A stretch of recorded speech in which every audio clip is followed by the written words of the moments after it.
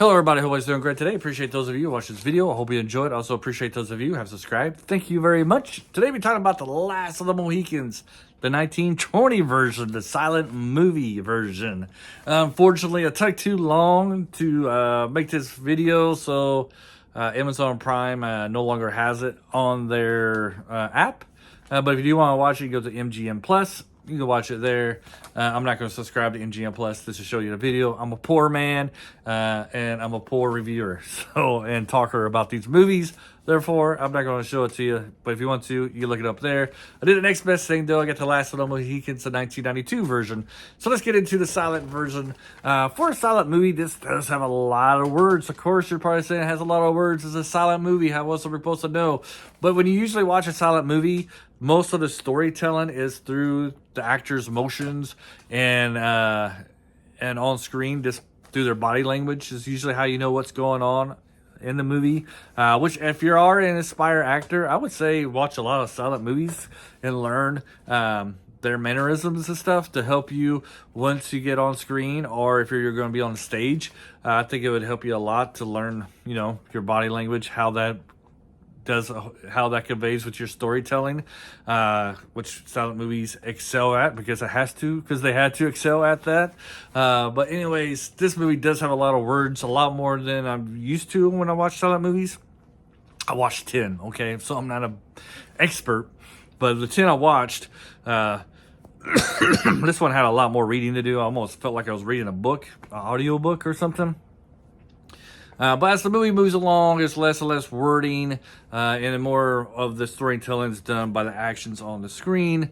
This movie, the 1920 version, really focuses on the relationship between the oldest daughter, the oldest Monroe, and the young Mohican. Normally when you watch these, it's always the younger sister, but this one is the older sister. I've never read the book, so I don't know in the book which sister has a relationship with the Indian guy.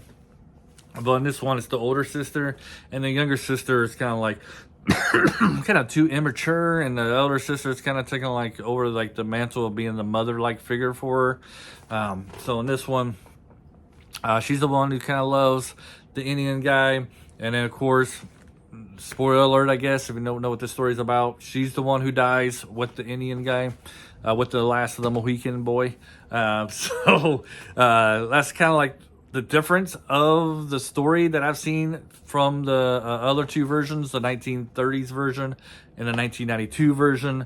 Like I said, this movie does talk about their relationship more than the other subjects of the movie, of the story. I do say though, I think Magua in this movie is the most ruthless of the three versions I've seen. This guy is really nasty. He's a really big villain on this one.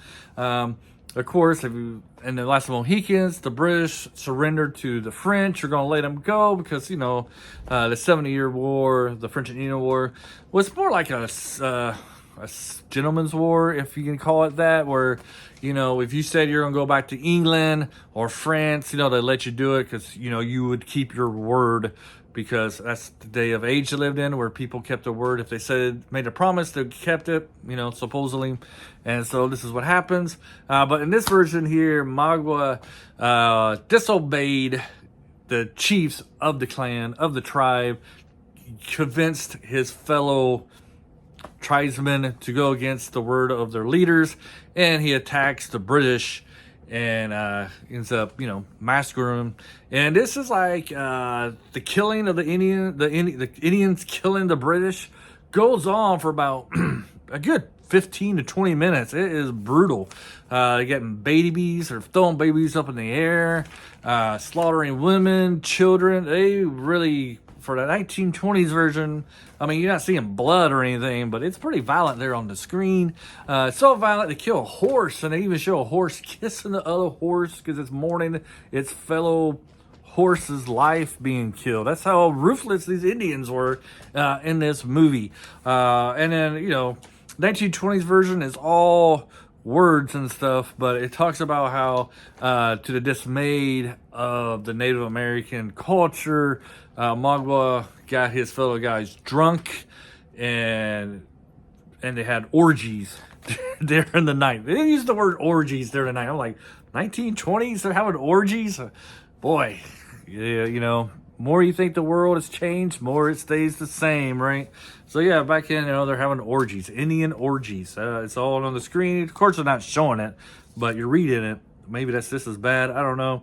But, you know, it talks about, yeah, so basically, reading my notes here, talking about having debauchery from drinking all the time and orgies for the drunk Indians there. And then afterwards, they kill all the white men and their babies and their women and their children. And like I said, this rampage is going on for like 10 to 15 minutes. Probably like the most violent movie I've seen in the silent movie era. So they really go into it. They really let you know the savagery of the act that these Native Americans are taking. And of course it ends like all the versions here with this time though it's the older sister, older Monroe, dying, falling off the cliff. You always got to end with the cliff of the last of the Mohicans. And this is what happens in this movie.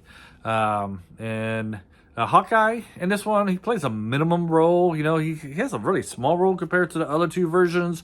But yeah, like the last, the young Mohican Indian guy, he has the bigger role, and the older sister, like they're the two leads in this one, and it revolves around their relationship. And it does kind of touch upon the taboo of an English woman being in a relationship with a Native American. Touches on it a little bit, but overall, you know, it was good storytelling. But I don't know, it seemed this movie was kind of hard for them to put it on the screen for a silent movie. Like I said, there's a lot of reading to do at the beginning, and then a lot of the action scenes are just like a chaotic mess, it seems like, in parts of it. But overall, you know, it's just another version of the Last of the Mohicans. It's kind of different from its descendants, some call descendants from the 1930s, and then from the 1992 version. Anyways, have a great day. What do you guys think about this? Have a great day. Bye.